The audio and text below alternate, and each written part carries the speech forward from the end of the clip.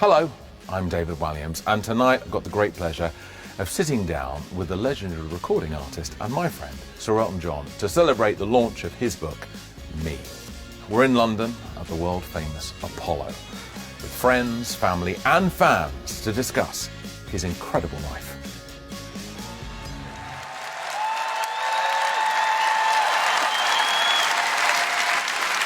Ladies and gentlemen, please welcome to the stage Mr. David Walliams.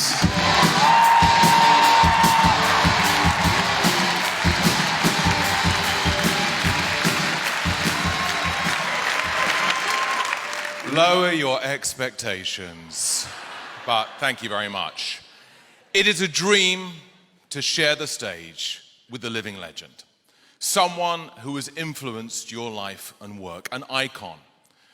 And tonight, for Sir Elton John, that dream has come true. Ladies and gentlemen, please welcome one of the greatest musical stars of all time, Sir Elton John!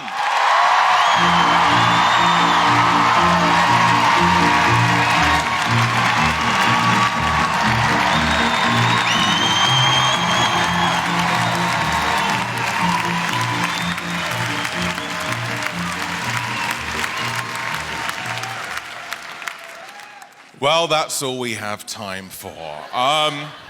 So, the book is fantastic. It's full of amazing revelations. I had no idea you were gay. How did you come up with the title for the book? Actually, it wasn't my title. It was a friend of mine, Tony King, who you know. Yeah, I love It's very hard to think of a title for... It's very easy to think of horrible titles for the book, and we had lots of those. I wanted something short and sweet, and Me was the shortest I could get unless it was I. So, but Tony King suggested Me, and after a few months of racking our brains, we settled on that. And were you at all nervous about the book coming out? Because it's full of lots of stories that we didn't know before. Well, of course. I mean, the film coming out earlier in the year was a very honest... I wanted it to be as honest as possible, and it was a fantasy. It wasn't in an order of what happened, and it wasn't necessarily true. But this is the truth, and I needed to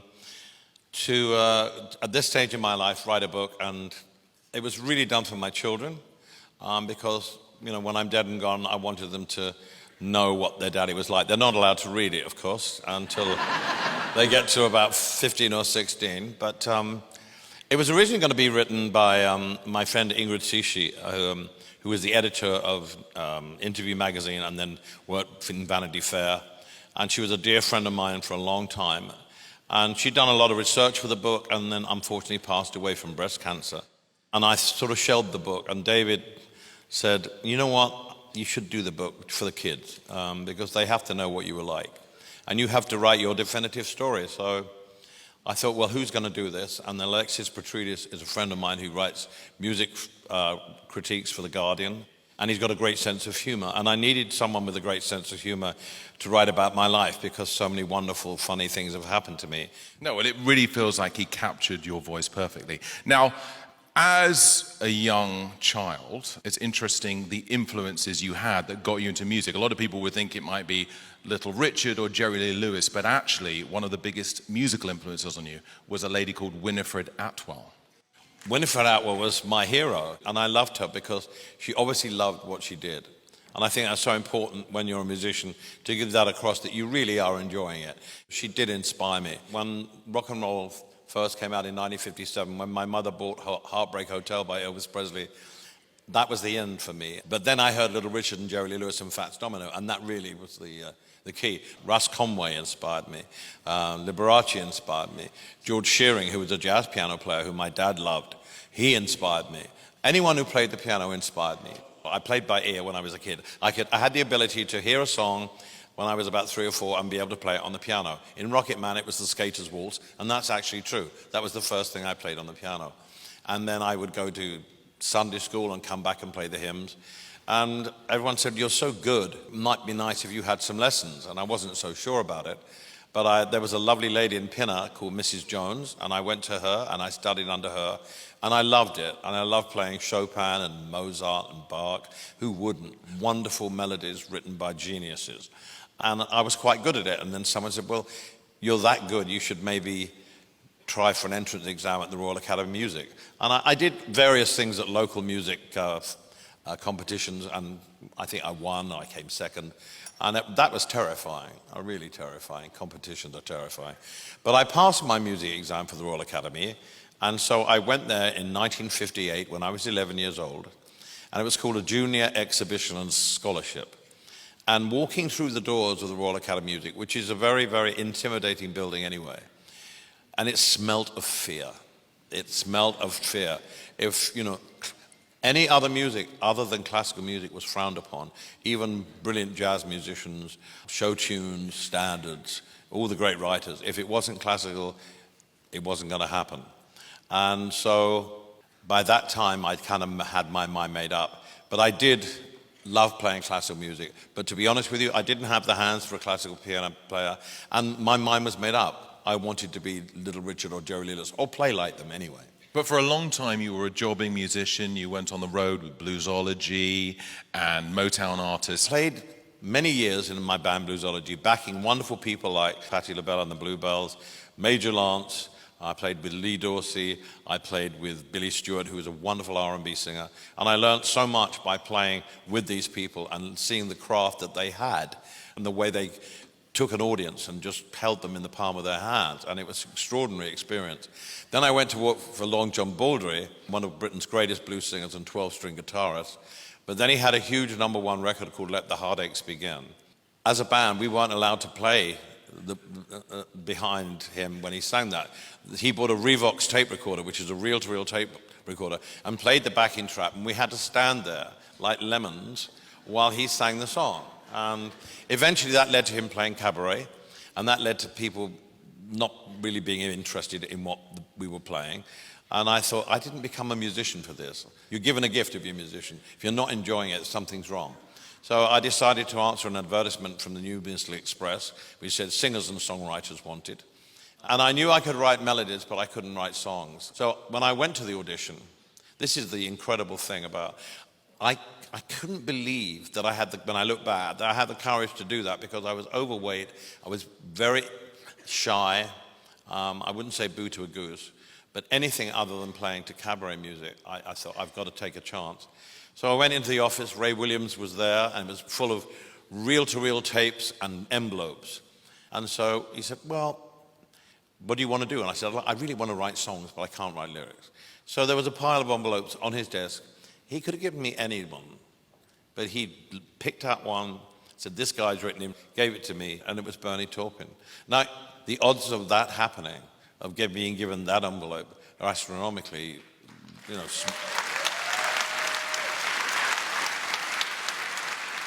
And I've tried to fathom out why that happened, and I think there's certain times within my life that I've been given a sign, and it's in your stomach. Go for a leap of faith. Do something, try and do something different. When I started writing songs for him, we sort of clicked, and then we got a contract with Dick James Music, and I was able to leave the band because I was getting £15 a week as an advance on my publishing.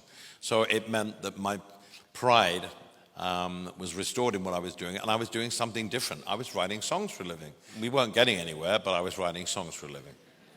In the film Rocket Man, the young Elton tries to give the young Bernie a kiss on the cheek. And I asked Bernie about that. He said, I don't remember Elton trying to kiss me, but he did put his hand on my knee. What was your first impression of him? He had nice knees. But when Bernie and I met, we clicked immediately. And we became as close as one can be without being sexually involved with each other. And yes, I probably had a crush on him to start with, because it was so beautiful for me to have someone so close and so adorable that we did everything together. We went to the pub together, we went to the cinema together. When you have that come into your life at quite a late age for me, I was 21, 20 years age. I didn't have sex till I was 23. I never knew about sex. And so I certainly wasn't going to leap on Bernie because I didn't know anything about sex. My dad said if I masturbated, I would go blind. And that was a time in my life when I was starting to wear glasses, so I was worried. I mean, when your father says, if you continue that, you're going to go blind and your prescription gets worse, you think, I'm going to lay off for a while. Well, that's the quote from tonight. Now, the legend is that you wrote your song in 15 minutes. Is that true? It might have been a bit longer than that. I mean, I remember writing it. We were at my parents' apartment, and he came to me with that lyric. I thought, oh my God, this is an 18-year-old boy who's written this song. And I just put my hands on the piano, like the film, and it just flowed from me.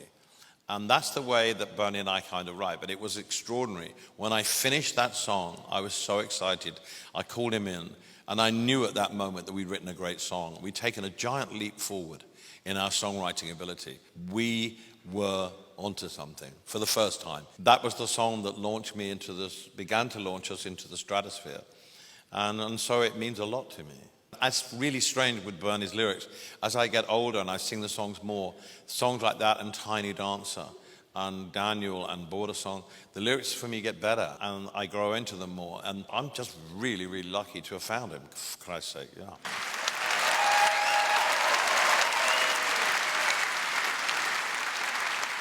We've got some pictures now of some of your incredible outfits over the years. Let me tell you about that one. So when I came on with that outfit, all the balls were on elastic. So all you Yours could see... are now, aren't they? At my age, I wish they were. When you came on stage, all you could see were these balls moving on elastic. And it looked amazing. You couldn't see my face, just like... It was a work of art. It was like an art installation, but on me. But why did you choose to go down that path with the outfits? Because I like balls. No, but I mean, not you every mean with the artist dresses costumes? like that. Yes. Yeah. I was stuck at a piano. Now, piano, you can't really do much to it unless you jump on it, dance on it. And I wanted to make a statement visually to give the show another feel. I just didn't want to sit at the piano in a dark suit for 2 hours. And I wanted to get designers who wanted to make a statement to dress for them. You know, there's another one. That's my Sainsbury's outfit, I call that one. I'll have some bird's eye peas and some margarine, please. It was fun for me, and a lot of people thought it detracted from the music, and I think Bernie did too. It's like, why do you have to dress like that? I could never do that when I was a teenager. I was never allowed to dress as I wanted to. Wasn't allowed to have winkle-picker shoes, chisel-toed shoes, tight jeans, or anything like that. So this was the butterfly coming out of the chrysalis in the early 70s. This is the giant chicken outfit, which I wore on the Muppet Show. And I just loved shocking people and having fun. And the glasses, of course, were exactly the same. I was the first person to really wear different kind of glasses. Michael Caine glasses were the norm, and John Lennon wore the little National Health one. And then I started wearing the heart-shaped ones, apple-shaped ones, glasses that lit up. And did I ever win Glasses Man of the Year? No. Eric Morecambe. Come on. And I had so much fun doing it, and I loved it. I think British people in show business throughout the years have always had a touch of vaudeville about them. Mick Jagger's always loved dressing up. The Who dressed up. Rod was always flamboyant. Mark Bolan wore mascara and glittery eyeshadow.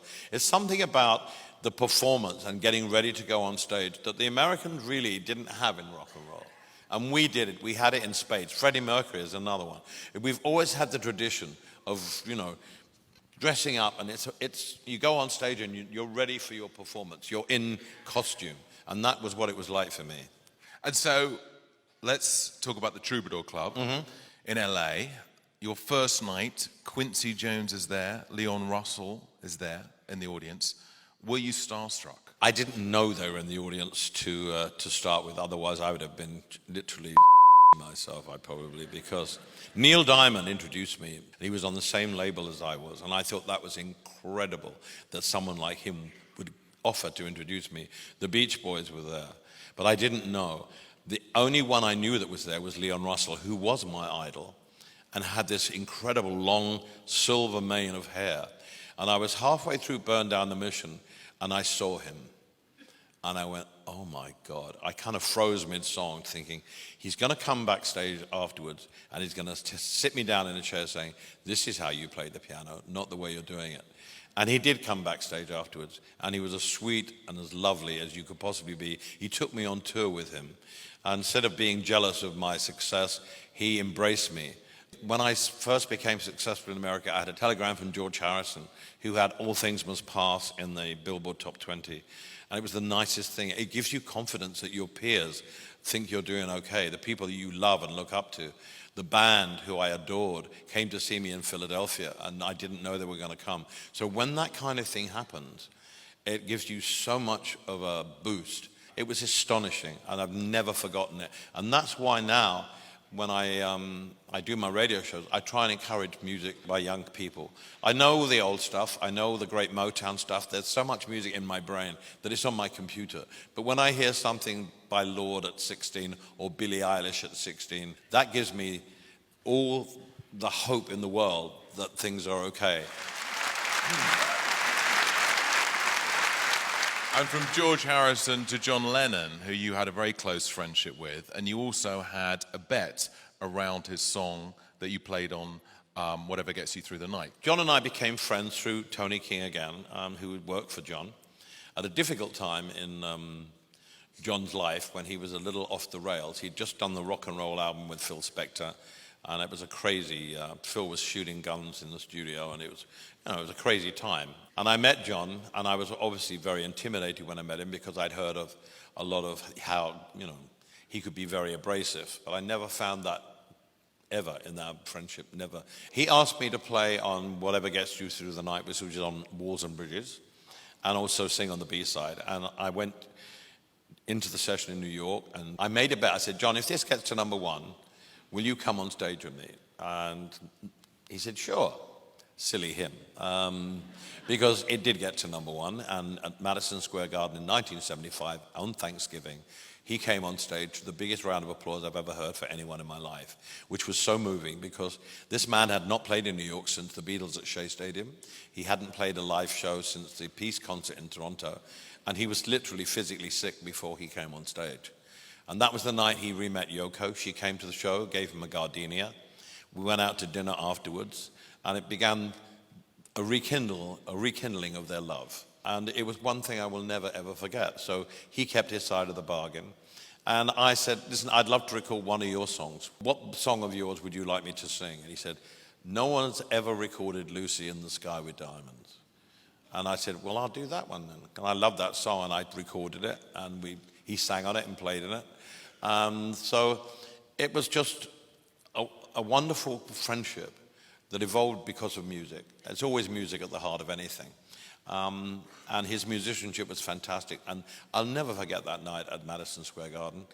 I think all of us in the band cried.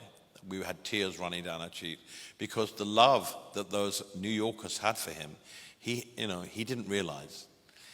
He was embroiled in an FBI investigation. He had no idea that he was so loved. And when he came onto that stage and he got that reception, I think it really shook him, and it gave him confidence, and quite rightly so.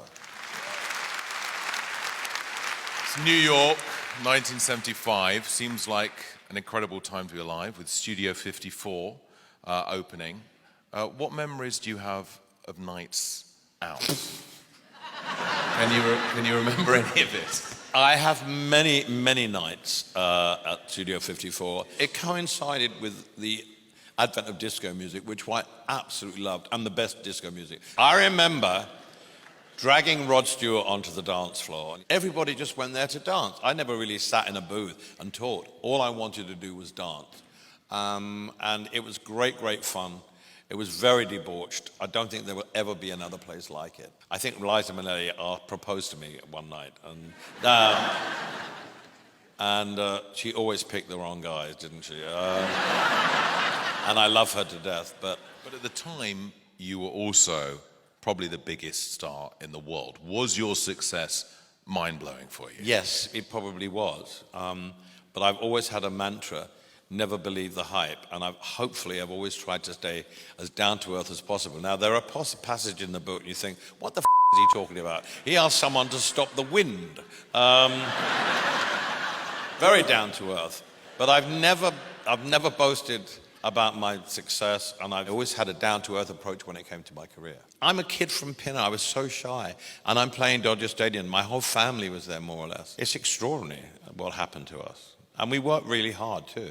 We just didn't happen by magic. We worked really, really, really hard. You don't just get successful in America by playing Los Angeles and New York and Chicago. There's a whole huge country there. So I did 2 years of touring second on the bill to most people and earning my right. I toured with Eric Clapton, Derek and the Dominoes, and people like that. Every night I would go on stage and say, follow this, because that was my determination. Try and follow me. And every night Eric Clapton came out and trounced me. And it was great because you think you're good? Look at him. He's even better. I remember Ed Sheeran. He'd just done the Plus record, and we were managing him, and he said, I've got a quandary. The record company want me to do another album straight away, or I've been offered 6 dates with Taylor Swift in stadiums. What should I do? And I said, there's no question. You go and play the Taylor Swift tour, because when you go, you'll have 30 minutes on. They won't be your audience. You'll be out of your comfort zone, but it will be the greatest experience you'll ever have for when you actually do those places on your own. And he said, you're absolutely right. That's what I'm going to do.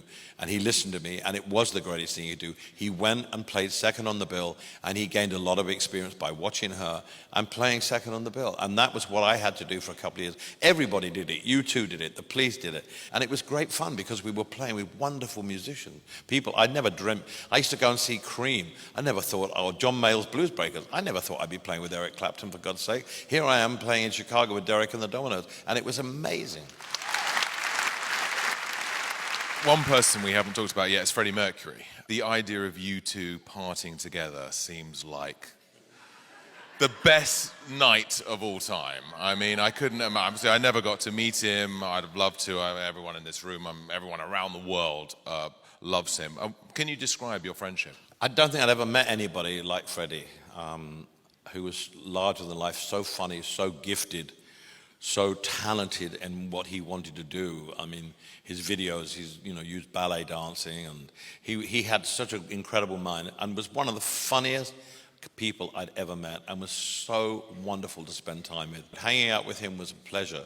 There was no attitude, it was just a laugh. When we did Live Aid, I had this big area built backstage which everybody could come and have a drink with, all the artists on the show.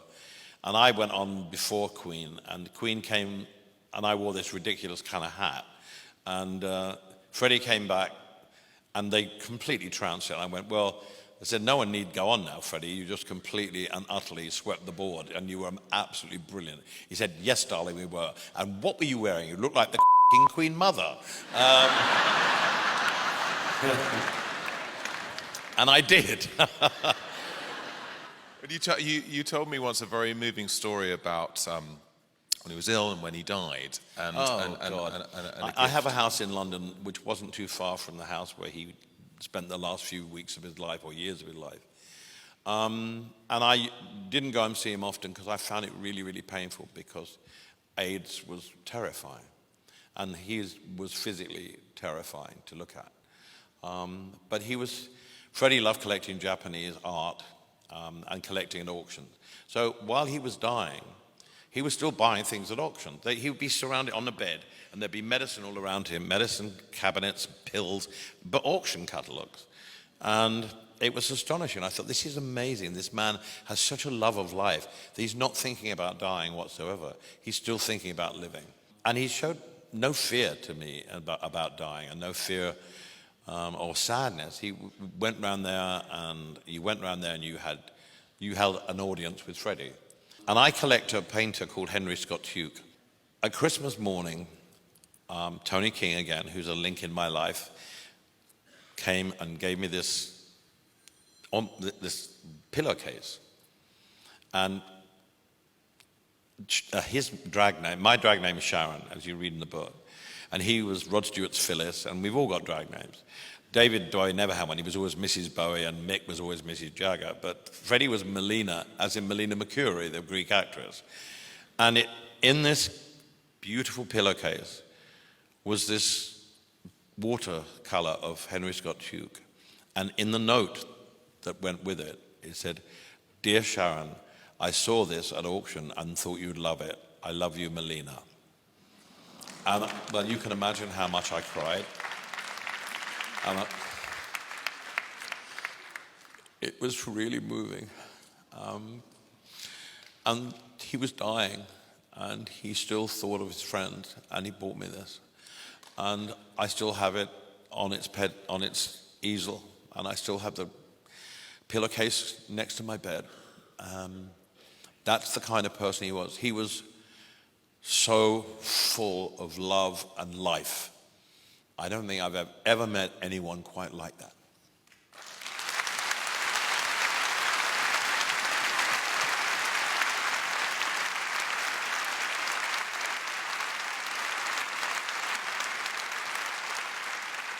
And it was the story of someone else who contracted AIDS, Ryan White, that actually made you want to get sober. I was in a doctor's office in New York, and I picked up a copy of Newsweek, and I read about this horrific story when AIDS was just beginning, and people were very ignorant and thought you could catch it off a toilet seat or by touching someone. And Ryan White's family lived in Indiana, and he contracted HIV and AIDS through a blood transfusion. And people found out about it and started shooting bullets through his windows and putting firebombs through his letterbox. And I was outraged, and I got my publicist or someone to get hold of the family, and I helped them move to another town in Indiana and became friends with the Ryan White family. He was inspirational, this young kid who had a death sentence around him. I never heard complain. I never heard bitch about having HIV and AIDS. His family were extraordinary. And, you know, we went to Disneyland together. We did obvious things. He came to my shows. We became friends, and I continued to support the family. And in the last week of his life, I flew to Indianapolis along with a lot of other people who were friends of the family, who went there to support the family. And what I did in the Indianapolis hospital, I was like Jeannie's secretary. I answered the phone. I did, you know, jobs worth jobs for her to take her mind off it because she was spending the last few days with her dying son. And I would go back home to my hotel, or go back to the hotel in Indianapolis. This family are the most wonderful family I've ever seen. They were so Christian. They forgave everybody who'd been horrible to them. I used to complain about the wallpaper in the hotel, didn't like the fabric on the chairs, and I thought I went home and I used to cry, and I think, what have you become? What have you become? Look at the way they live their life. Look at the way you live your life. I was so ashamed. And if you look at me in the funeral, I had white hair. It was the time of sleeping with the past. I looked like a real old man, and I was doing a lot of drugs. 6 months later, I was sober and clean. He was a huge catalyst for teaching me how far I'd lost my way, how far my standards had dropped. That whole family, they were the template for me to getting sober. And so 6 months later, I got sober. And I decided when I got sober that I would do something for AIDS and HIV. And I set up the Elton John AIDS Foundation from my kitchen table in Atlanta. And never in a million years could I have imagined how far we would come. But I was determined that I wanted to put back something. I wasn't there on the ACT UP marches. I wasn't there with Larry Kramer, and I should have been, and I felt really guilty about it. And I thought, right, I'm being given another chance to live my life. This is what I'm going to do. I'm going to make sure that I'm going to raise a lot of money and not waste it and give it to people who need to have the support that they never had from me. And that's what I did. And of course, if you hadn't got sober, you wouldn't have met David Furnish. I'd been 3 years sober, and I was in my house in Windsor, and I'd been doing a lot of meetings. All I did was go to meetings and invest as much time in my recovery as I had invested of getting trashed. So I'd done a lot of hard work, but I realized I didn't really know anybody except people in AA meetings. And it was at 2 o'clock on a Saturday afternoon, and I thought, bugger this, I'm bored, I'm lonely. I rang up my friend who was working at Versace in Bond Street, and I said, Eric, I know this is a hard call, but I'm really lonely. I'd love to meet some people for dinner. I'm not interested in sex. I'd just like to meet some gay people and have fun and just have a lovely evening. Do you think you can organize it? He rang some friends. To cut a long story short, 4 people came down with Eric for dinner to Woodside where I live. One of them was David.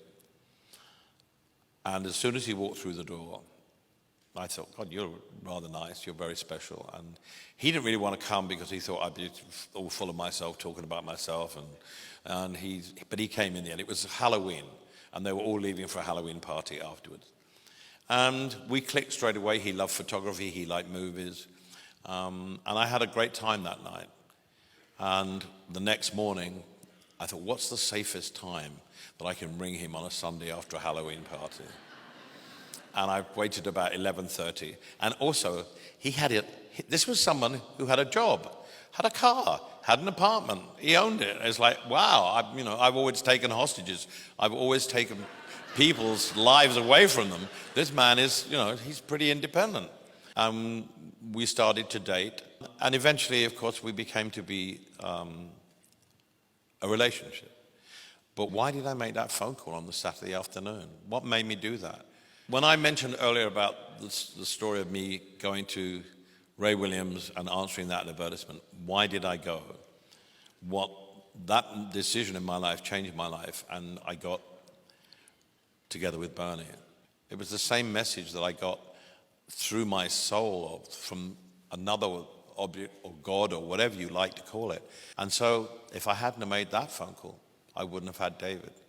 And if I hadn't, I'd been together 26 years this year.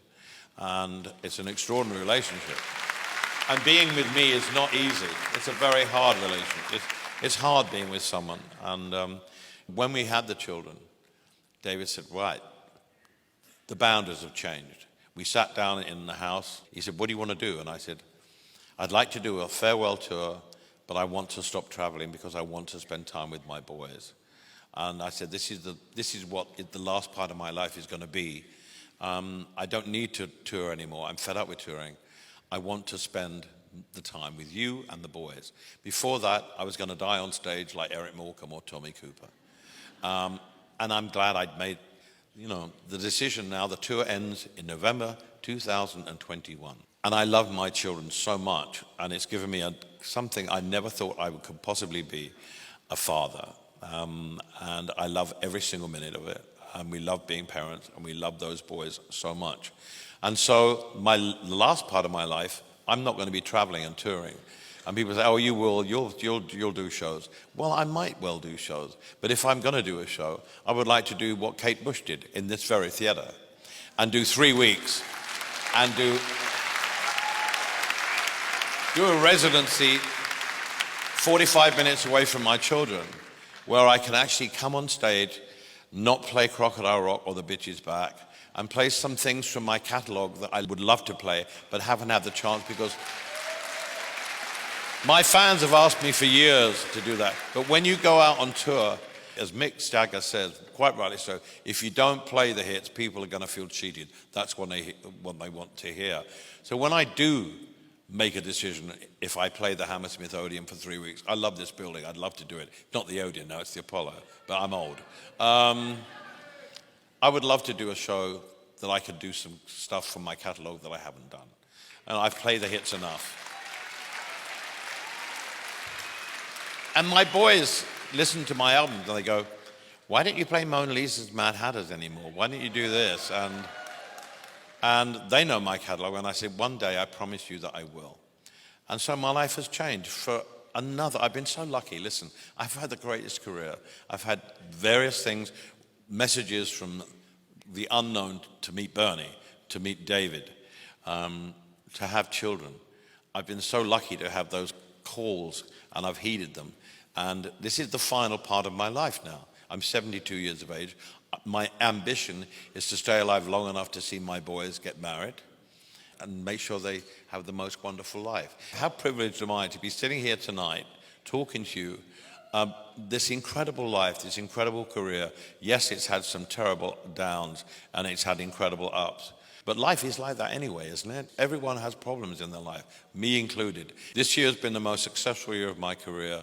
We've had the tour, the film, the book, the Legion d'Honneur, the stamps. I've just been named the #1 solo artist of all time in Billboard magazine. Now, when I was a kid and looking at Elvis Presley, that was the farthest thing from my mind. I still have to pinch myself. I still love what I do. Music has been my salvation. It's been my alter ego all my life. It's been there for me when I've been behaving badly, behaving well. It's always been there as something I can listen to and take solace in. And I'm here tonight to say how lucky I've been and how brilliant the fans have been for all those years and years and years. Without those fans and without you people out there, I wouldn't be sitting here telling you these stories. They made me. And I'm doing this tour to say I'm going out in the biggest way possible, playing the best I can, singing the best I can. And that's what I want to achieve. And then I just want to get on with the rest of my life. Who knows what it will hold? I mean, I've never thought I'd do The Lion King. And that changed my life. One phone call. That one call from Tim Rice changed my life. Just like the other things that changed my life. And I've been very fortunate. Have you got any other questions?